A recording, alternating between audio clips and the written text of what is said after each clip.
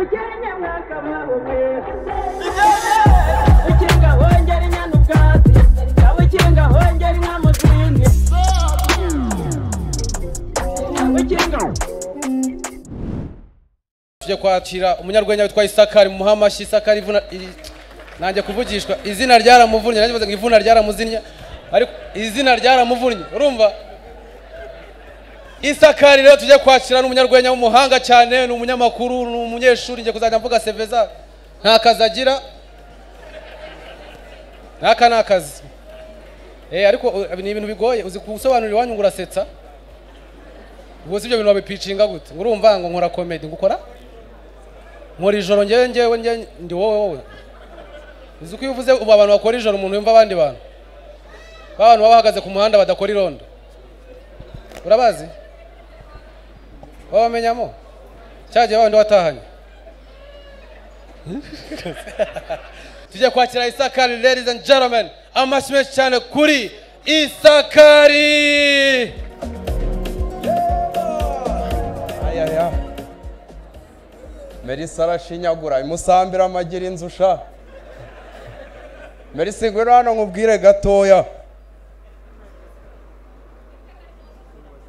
Ni boss wanjye sa yanyishyura ayakunyuzaho. Wakabonye akanyogosho ka Saint Valentin? Nakande? Naka Saint Valentin kari akanyogosho nako umuntu ufite umukunzi. Ko nta kintu afite? Uyu mukunzi naye mba mbona avunika. Hanyuma najya nkubwire nge nago nyibimusambira umusa. Mba Gikondo hano sejemu. Gasi yatavuyeyo ryari? Mu Gasya turabona amezi 2 yagezemo na kapiri ya veyanda 3 mitambaci. Ubwo nizere ko birangiye ibintu byo kuvuga ngo musambira.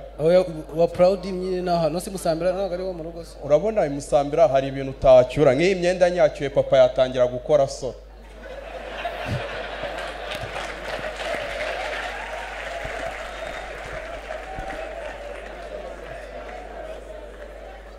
Abanyarwenya buriya bajya baca kenge. Rusine niwe wavuze ngo 2 muyoboke yari afite direde kubera stress zigenda zishira. Nanjye 2009 nari mfite fosete kubera stress fosete zagiye zishira aho zari ziri hazi jigodo. Muri isho bamwe ibintu bibiri bitagira umumaro. Aya matara ngo atugira inzobe, nubundi amafoto yanjye asohoka ndigikara n'ababonsa bamaze imyaka 2 nta n'umuntu barakubita urushyi.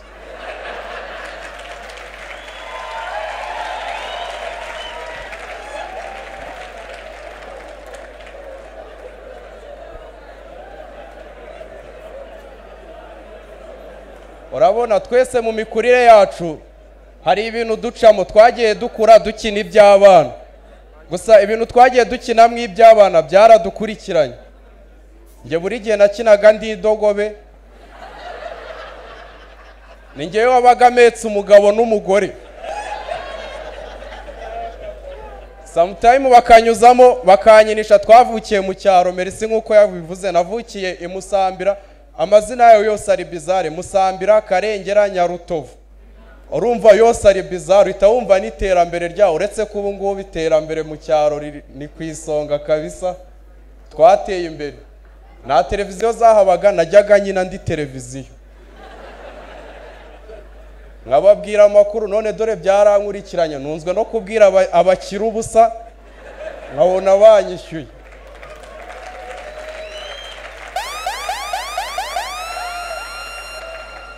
Nari mfite umucuti wanjye witwa Jiribati, we yakinaga ari imbwa yo mu gipangu buri gihe. Gusa Jiribati n'ubu byaramukurikiranye. Ejo bundi agashomeri karamwishe ajya kwiba imbwa y'abaturanyi. Baramubwira ati imbwa yagiraga akazi kamwe, ni ukumva umuntu atambutse akamoka. Ubu Jiribati asigaye amoka mu cyimbo cy'iyo mbwa. Umuntu asigaye aca akaba ari umoka. Jiribati umubano wacu arakomeje, tuzana i Kigali, tubana no muri ghetto hariya mu Gasyata. Gusa hakaba hariho defimwe. Jiribati yakundaga abagore, nge ndwara umutwe udakira. Tukajyana akagura Feneraga nkagura paracetamol. Igihe kimwe naje kubyuka ari nijoro ngiye kunywa ibinini, ubundi nicyo abaganga bagira ikibazo ibinini byose byinshi bisa umweru nibikora amabara ngiye kunywa paracetamol ndibeshya ngo fenerega none ikintu cyabimbwiye ko nanyweye fenerega umutwe warandya gukabyimba ariko none umutwe wabyimbaga warimutse habyimbaga uyu ngo nanjya kumva hari undi mutwe uri murabyimba hasi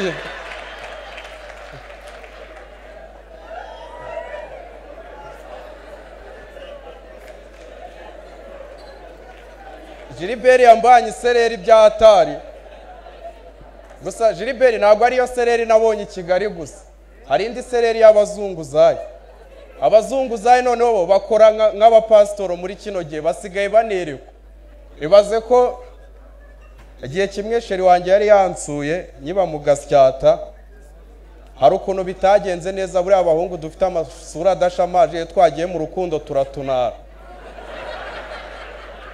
nta muntu utabimenya tu iyo umuntu yagusuye biba bimeze nko kubipostinga gusa sheri wanjye yavuye mu rugo ahita ashyiraho status ahita avuga ngo aha umunota umwe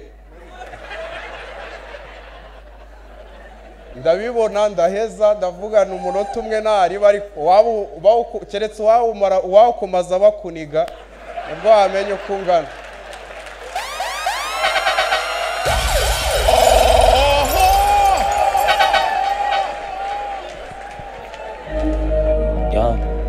Another tune 66. Abakinga hongera inyanduka, abakinga hongera inamuzindi.